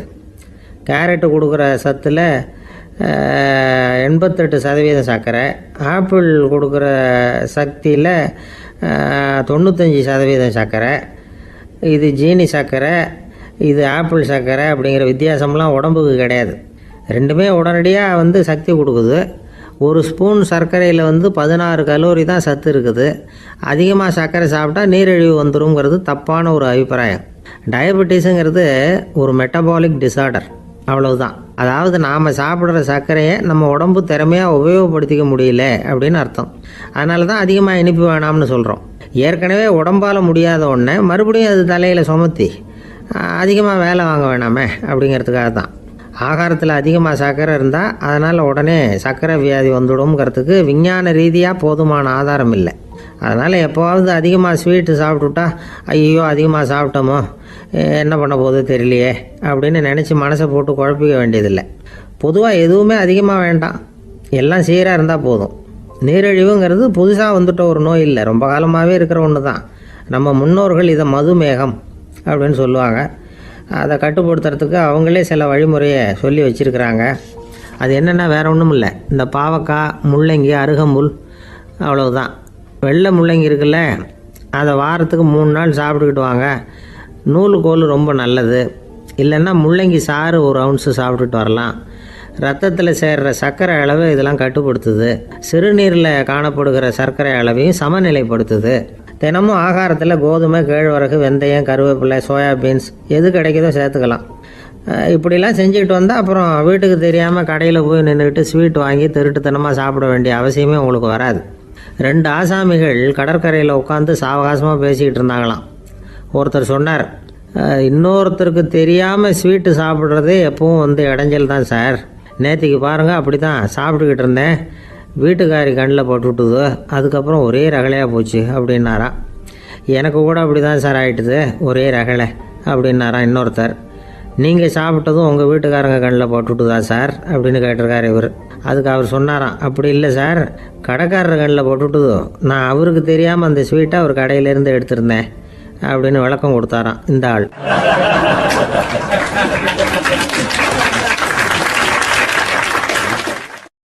அம்மாக்காரங்களுக்கு அடிக்கடி ஏற்படுற கவலை ஒன்று உண்டு. அதாவது குழந்தை சரியாக சாப்பிட மாட்டேங்குதே அப்படிங்கிற கவலை. இவங்கெல்லாம் ஒரு விஷயத்த நல்லா புரிஞ்சுக்கணும். குழந்தைகள்ங்கிறவங்க பெரியவங்க மாதிரி இல்லை. அவங்க கடிகாரத்தில் மணியை பார்த்துட்டு சாப்பிட்றதுக்கு உட்கார்ற ரகம் கிடையாது. பசிச்சா சாப்பிடுவாங்க, இல்லைன்னா விளையாடுவாங்க அல்லது தூங்குவாங்க. அது புரியாமல் அவங்கள கட்டாயப்படுத்தி அல்லது மிரட்டி சாப்பிட வைக்கிறது ரொம்ப தப்பு. ஒரு 8 மாத குழந்தைக்கு 3 மணி நேரத்துக்கு ஒரு தடவை பசிக்கும். அந்த நேரம் பார்த்து சாப்பாடு கொடுத்தா அடம் பண்ணாமல் அது பாட்டுக்கு சாப்பிட்றோம். அதே குழந்தைக்கு 1 வயசு ஆகிறப்போ 4 மணி நேரத்துக்கு ஒரு தடவை பசிக்கும். இந்த வயசுல இயற்கையாகவே பசி குறைஞ்சிருக்கும். அது புரியாமல் என் குழந்தை முன்னாடி மாதிரி இப்போ சரியாக சாப்பிட மாட்டேங்கிறான் அப்படின்னு சில பேர் டாக்டர்கிட்ட போய் சொல்லிக்கிட்டு இருப்பாங்க. இன்னொரு விஷயம், ஒரு குழந்தைக்கு வயசு அதிகமாகிற வேகத்துக்கு உடம்பு எடையும் அதிகமாகிக்கிட்டே போகாது. உடம்பு எடை அதிகமாகிற வேகம் குறைஞ்சிக்கிட்டே வரும். 6 மாத குழந்தைக்கு ஒரு வாரத்தில் 150 கிராம் எடை கூடும். ஒரு வயசில் வாரத்துக்கு 71 கிராம் எடை கூடும். இது புரியாமல் அதிகமாக சாப்பாட்டை கொடுத்து குழந்தைய கஷ்டப்படுத்தக்கூடாது. ஏன்னா அளவுக்கு மீறின உணவு அஜீரணத்தை உண்டு பண்ணிவிடும். குழந்தைக்கு ஒரு தட்டில் கொஞ்சமாக ஆகாரத்தை வச்சு கொண்டுகிட்டு போய் கொடுக்கணும். மலை மாதிரி குவிச்சு வச்சா அதை பார்த்ததுமே பசி அடங்கி போயிடும். அடித்து மிரட்டி பயமுறுத்தி குழந்தைய சாப்பிட வைக்கிற பழக்கம் இருக்குது பாருங்க, அதுக்கு ஃபுட் ஃபோர்ஸிங் அப்படின்னு பேர். இப்படி பண்ணினா குழந்தைக்கு சாப்பாட்டில் விருப்பம் குறைஞ்சிரும், அதை கண்டாவே வெறுக்க ஆரம்பிச்சிடும். அது மாதிரி உளம் சார்ந்த பசி குறைவு, சைக்கோஜெனிக் அனோரெக்சியா, அது ஏற்படுமா. சாப்பாடுங்கிறதே ஒரு தண்டனை மாதிரி தோணும். குழந்தைகளுக்கு பிடிச்ச மாதிரியான ஆகாரத்தை கொடுக்கணும். சத்து அதிகம் இருக்குங்கிறதுக்காக அதுக்கு பிடிக்காத ஆகாரத்தை கொடுத்து கட்டாயப்படுத்தக்கூடாது. குழந்தைகளுக்கு 2 வயசு ஆகிறப்போ இயற்கையாகவே எதிர்மறை குணம் உண்டாகும். அதாவது அந்த எதிர்மறையாக பேசுறது. இது மாதிரி சமயங்களில் நாம் என்ன சொல்கிறோமோ அதுக்கு நேர்மாறாக நடந்துக்கும். ஏட்டிக்கு போட்டி, சாப்பிட சொன்னால் விளையாட போவோம், விளையாட சொன்னால் சாப்பாடு கேட்கும். இதை புரிஞ்சுக்கிட்டு நடந்துக்கணும். குழந்தை சொன்ன பேச்சை கேட்கலேன்னு கோவப்படக்கூடாது. குழந்தை வளர வளர பிடிவாத குணம் வர்றது சகஜம். கேட்டதை வாங்கி கொடுத்தாதான் சாப்பிடுவேன் அப்படின்னு பிடிவாதம் பண்ணும். வாங்கி கொடுத்து விடுறது தான் உத்தமம். நீங்களும் அதுகிட்ட பிடிவாதம் பண்ணிட்டு இருக்கக்கூடாது. ஏன்னா கேட்டது கிடைக்கலையேங்கிற ஏமாற்றம் கூட குழந்தையோட பசியை குறைச்சிரும். கேட்டது கிடைச்சிட்டா பசி அதிகமாகும். கொடுத்ததை மளமளன்னு சாப்பிட்றோம். குழந்தைகளுக்கு கண்ட கண்ட நேரத்தில் சாப்பிட்றதுக்கு எதையாவது வாங்கி கொடுத்துக்கிட்டு இருந்தா சாப்பாட்டு நேரத்தில் சாப்பிடாம அடம் பண்ண ஆரம்பிச்சிடும். பள்ளிக்கூடம் போகிற பிள்ளைங்க காலை உணவை சரியாக சாப்பிட மாட்டாங்க. அச்சம், அவசரம், பரபரப்பு இதெல்லாம் தான் காரணம். பள்ளிக்கு புறப்படுறதுக்கு ஒரு 3/4 மணி நேரத்துக்கு முன்னாடியே சாப்பாடு போட்டுருங்க, அது சரியாக போடும். படிக்கிற குழந்தைகள் உடல் சோர்வு, மனச்சோர்வு இது காரணமாக கூட சாப்பிட மறுக்கிறது உண்டு. இப்போ உதாரணமாக சாயந்தரம் விளையாடி விட்டு வீட்டுக்கு வந்ததும் சாப்பிட சொன்னால் வேணாம்பாங்க. இது உடல் சோர்வு. ரொம்ப நேரம் வீட்டு பாடங்களை செஞ்சு முடித்த கையோடு சாப்பிட சொன்னாலும் அவங்களால சரியாக சாப்பிட முடியாது. இது உளச்சோர்வு, அதாவது மனச்சோர்வு. இதை தவிர குழந்தைகளுக்கு உடல் நலக்குறைவு ஏற்பட்டால் கூட சாப்பிட மறுக்கிறது உண்டு. சில மருந்து மாத்திரைகள் கூட பசியை குறைச்சிரும். அதனால் சரியாக தெரிஞ்சுக்கிட்டு குழந்தைகளை சாப்பிட வைக்கணும். அது புரியாமல் கையில் சாப்பாட்டு தட்டை வச்சுக்கிட்டு குழந்தைகளை விரட்டிக்கிட்டு அலையக்கூடாது. ஒரு சின்ன பையன் சொன்னான், எங்கள் அம்மா சாப்பாடு போடுறது தெரிஞ்சா நான் உடனே வீட்டை விட்டு வெளியில் ஓடி போடுவேன் அப்படின்னா.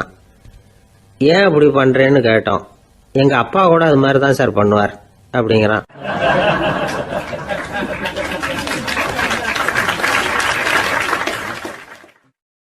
ஒரு அரசனும் அமைச்சரும் ஒரு நாள் ரொம்ப சாவகாசமாக பேசிக்கிட்டு இருந்தாங்களாம். அரசன் அமைச்சரை பார்த்து ஒரு கேள்வி கேட்டிருக்கார். ஏங்க அமைச்சரே, ஆசை இல்லாத ஒரு மனுஷனால இருக்க முடியுமா அப்படின்னு. ஏன் முடியாது, துறவி அப்படிங்கிறவங்கெல்லாம் அப்படிப்பட்டவங்க தானே அப்படின்னாராம் அமைச்சர். அவங்கெல்லாம் உண்மையிலேயே ஆசையை விட்டவங்க தானே அப்படின்னு கேட்டாரா ராஜா. அப்படிதான் இருக்கணும் அப்படின்னாராம் அமைச்சர். அப்படின்னா ஆசையே இல்லாத ஒரு உண்மையான துறவியை நான் பார்க்கணுமேன்னார். அது என்ன பிரமாதம், அதுக்கு நான் ஏற்பாடு பண்ணுறேன் அப்படின்னுட்டார் இவர். சொல்லிவிட்டு உடனே புறப்பட்டு போனார். அங்கே தேடினார். அப்புறம் தான் அவருக்கு புரிஞ்சுது உண்மை துறவியை கண்டுபிடிக்கிறது எவ்வளவு கஷ்டமான காரியம்னு. இருந்தாலும் ராஜா கிட்ட சொல்லியாச்சே உண்மை துறவியை காட்டுறேன்னு. இப்போ என்ன பண்ணுறது? ராஜா கிட்ட சொன்னபடி நடக்கலைன்னா அவருக்கு கோபம் வந்துடும். அமைச்சர் ஒரு யோசனை பண்ணார். அவருக்கு ஒரு வழி தெரிஞ்சுது. அதுதான் சரின்னு முடிவு பண்ணார். அதாவது அந்த ஊரில் அவருக்கு தெரிஞ்ச நாடக நடிகர் ஒருத்தர் இருக்கிறார், நல்லா நடிப்பார். அவரை போய் பார்த்தார். இதை பாருப்பா, எனக்காக நீ ஒரு காரியம் செய்யணும்னார். என்னன்னு கேட்டார் அவர். நீ ஒரு துறவி மாதிரி கொஞ்ச நேரத்துக்கு நடிக்கணும். ராஜா உன்னை பார்த்துட்டு போகிற வரைக்கும் நடி, அது போதும். அதுக்காக உனக்கு 10,000 ரூபா தரேன் அப்படின்னார். அவர் எந்த காலத்தில் இவ்வளவு பணத்தை மொத்தமாக பார்த்துருக்கார். அதனால் உடனே சரின்னு ஒத்துக்கிட்டார். அமைச்சர் அரண்மனைக்கு திரும்பி வந்தார். என்ன அமைச்சரே, இன்னுமா ஒரு உண்மையான துறவி கிடைக்கலன்னார். உண்மையான துறவி ஒருத்தரை இப்போ தான் கொஞ்ச நேரத்துக்கு முன்னாடி பார்த்து பேசிவிட்டு வர்றேன். அவர் நம்ம ஊருக்கு வெளியில் குளத்தங்கரையில் உள்ள ஒரு ஆலமரத்துக்கு அடியில் உட்காந்துருக்கிறார் அப்படின்னார் இவர். அப்படின்னா உடனே புறப்படுங்க அப்படின்னார் ராஜா. பரிவாரங்களோடு புறப்பட்டார். அங்கே அந்த மரத்தடியில் அந்த ஆள் வேஷம் போட்டுக்கிட்டு துறவி மாதிரி உட்காந்துருக்கிறான். ராஜா நேராக போனார். அந்த துறவி காலில் பொத்துன்னு விழுந்து வணங்கினார். உடனே ராணியும் அவர் காலில் விழுந்தாங்க. அடுத்தபடியாக அமைச்சர் விழுந்தார். அவருக்கு தெரியும் இது நம்ம ஆள் தான்னு. இருந்தாலும் என்ன பண்ணுறது, நேரம். அப்புறம் பரிவாரங்கள்லாம் துறவி காலில் விழுந்து ஆசீர்வாதம் வாங்கிட்டாங்க. ராஜா அப்புறமா தங்கத்தட்டில் பொன்னையும் பொருளையும் வச்சு அந்த துறவிகிட்ட ரொம்ப பணிவாக நீட்டுறார். தாங்கள் தயவு பண்ணி இதை ஏற்றுக்கணும் அப்படின்னு வேண்டிக்கிட்டார். அந்த துறவி பற்று இல்லாமல் அதை பார்த்தார். எல்லாத்தையும் திறந்துட்ட எனக்கு இதெல்லாம் எதுக்காக அப்படின்னு சொல்லி அதை மறுத்துட்டாராம். ஆஹா, உண்மையான துறவியை பார்த்துட்டோம் அப்படிங்கிற ஆனந்தம் அரசருக்கு. ரொம்ப நிம்மதியாக திருப்தியாக திரும்பி வந்தார் அரண்மனைக்கு. அதுக்கப்புறம் அமைச்சர் யாருக்கும் தெரியாமல் அந்த துறவிகிட்ட ஓடினார். சொன்ன பிரகாரம் பணத்தை நீட்டினார். இந்தப்பா, நான் உங்ககிட்ட சொன்னபடி 10,000 ரூபா பணம் எடுத்துக்கோ அப்படின்னார். அந்த ஆள் ராஜா கிட்ட சொன்னது மாதிரியே எல்லாத்தையும் திறந்துட்ட எனக்கு இதெல்லாம் எதுக்காக வேணாம் அப்படின்னு விட்டாராம். நடித்த வரைக்கும் போதும்ப்பா, இனிமேல் இந்த நாடக வசனம்லாம் வேணாம், வேஷத்தை கலைச்சிரு, பணத்தை வாங்கிக்கொண்டார். இல்லைங்க, இது வேஷம் இல்லை, இது வசனமும் இல்லை, இது உண்மை. கொஞ்ச நேரம் துறவி மாதிரி நடித்ததுக்கே இந்த தேசத்து ராஜா, ராணி, அமைச்சர், பரிவாரங்கள் எல்லாம் என் காலில் விழுந்து வணங்குறாங்க. அப்படின்னா உண்மையான துறவியா இருக்கிறது எவ்வளவு பெருமையான விஷயம்.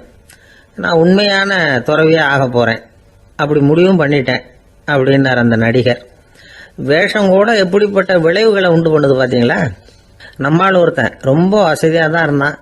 ஒரு நாள் அவன் சொத்து பூரா திருட்டு போட்டுது. அதுக்கப்புறம் இவன் துறவி மாதிரி ஆயிட்டான். ஊர் ஊரா சுத்தினான். ஒரு குருநாதரை தேடி கண்டுபிடிச்சான். அவர்கிட்ட சீடனா சேர்ந்துக்கிட்டான். அவனை பார்த்து ஒருத்தர் கேட்டார், நீ உண்மையான சீடன் தானான்னு. இல்லைங்க, சீடன் மாதிரி நடிச்சுக்கிட்டு இருக்கிறேன் அப்படின்னா. அது குரு துரோகம் இல்லையா அப்படின்னு கேட்டார் அவர். இல்லைங்க, நான் பண்ணது குரு துரோகம் இல்லை, என் குரு பண்ணது தான் துரோகம். என்னுடைய பணத்தை கொள்ளையடிச்சது இவர் தான். அதை எங்க வச்சிருக்காருன்னு கண்டுபிடிக்கிறதுக்காக தான் இவர்கிட்ட வந்து சீடனா சேர்ந்திருக்கிறேன் அப்படின்னானா.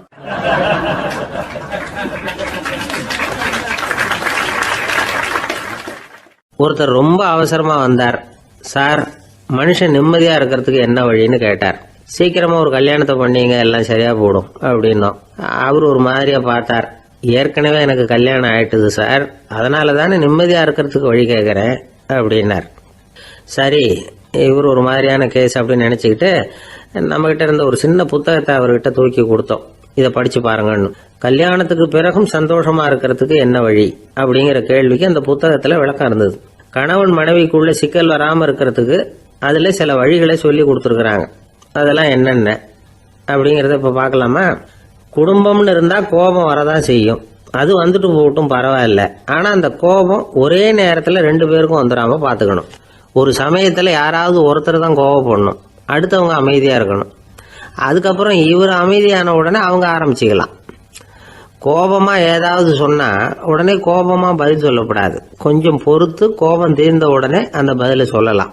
அப்போ பதில் கோபமா இருந்தா கூட அது அவ்வளவு பெருசா தெரியாது. அற்ப விஷயத்துக்கெல்லாம் காய்ச்சி மூச்சுன்னு கத்திட்டு இருக்கக்கூடாது. உங்க 2 பேருக்குள்ள ஒரு தர்க்கம் ஆரம்பம் ஆயிட்டுதுன்னு வச்சுக்கோங்க. கடுமையா 2 பேரும் விவாதம் பண்றீங்க. உங்கள ஒருத்தர் இதுல ஜெயிக்கணும்னா அது நீங்களா இருக்க வேணாம், அடுத்தவங்க ஜெயிக்கிறதுக்கு நீங்க துணையா இருங்களேன். அப்படின்னா நீங்க கொஞ்சம் விட்டு கொடுக்கணும், அவ்வளவுதான். ஏதாவது குத்தம் சொல்லணுமா, செஞ்ச தப்ப சுட்டி காட்டணுமா, விமர்சனம் பண்ணணுமா, பண்ணுங்க, வேணான்னு சொல்லல. ஆனா சொன்னதை அப்படி சொல்றத கொஞ்சம் அன்பா இதமா சொல்லுங்க. எப்போ நடந்த தவறுகளை எல்லாம் இப்போ போய் மறுபடியும் ஞாபகப்படுத்திட்டு இருக்க வேண்டாம். நான் அப்பவே சொன்னேன் இந்த புடவை வேணாம்னு, நீங்க தான் கேட்கல, இப்போ பாருங்க கிழிஞ்சு போச்சு இப்படின்னு கத்துனாங்க ஒரு அம்மா. எப்போ சொன்னீங்கன்னு கேட்டா ஒரு 10 வருஷத்துக்கு முன்னாடி தீபாவளி சமயத்துல அப்படிங்கிறாங்க. அது என்ன இன்னும் அப்படியே புதுசாகவே இருக்கும்? உங்களுக்கு அவர் தான் பெருசு, அவருக்கு நீங்க தான் பெருசு. அதை விட இந்த உலகத்துல வேற எதுவும் முக்கியம் இல்லைன்னு நினைக்கணும். நீ தான் என்னுடைய உலகம்னு எத்தனை தடவை சொல்லியிருப்பீங்க? அதெல்லாம் வெறும் வசனமா போயிடக்கூடாது. ஏதாவது ஒரு பிரச்சனையை பத்தி கடுமையா விவாதம் பண்ணிட்டு இருக்கீங்க, அதை அப்படியே பாதியில விட்டுட்டு படுக்கைக்கு போயிடக்கூடாது. சொச்சத்தை நாளைக்கு பேசிக்கலாம்னு. அப்படி போனா தூக்கம் வராது. பிரச்சனையை ஒரு முடிவு பண்ணிக்கிட்டு அதுக்கப்புறமா தூங்க போகணும். ஒரு நாள்ல ஒரு தடவையாவது உங்க ஜோடியை பாராட்டி நல்ல விதமா கனிவா ஒரு வார்த்தை சொல்லணும் அப்படின்னு தீர்மானம் பண்ணீங்க. ஏதாவது தப்பு பண்ணிவிட்டீங்கன்னா பரவாயில்ல, அதை ஒத்துக்கிறதுக்கும் மன்னிப்பு கேட்கறதுக்கும் தயாரா இருக்கணும். அது ஒன்றும் கேவலம் கிடையாது.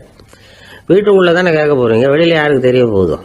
எப்படியோ உங்களுக்குள்ள ஒரு சமரசம் ஆனா சரிதான். ஒரு தகராறுன்னு எடுத்துக்கிட்டா குறைஞ்சபட்சம் அதுக்கு 2 பேர் தேவை. தனியாவே உட்காந்துக்கிட்டு நான் இப்ப தகராறு பண்ணிட்டு இருக்கிறேன் அப்படின்னு யாரும் சொல்ல முடியாது. 2 பேர் தகராறு பண்றாங்கன்னா பொதுவா அந்த 2 பேர்ல யாரு அதிகமா பேசுறாங்களோ அவங்க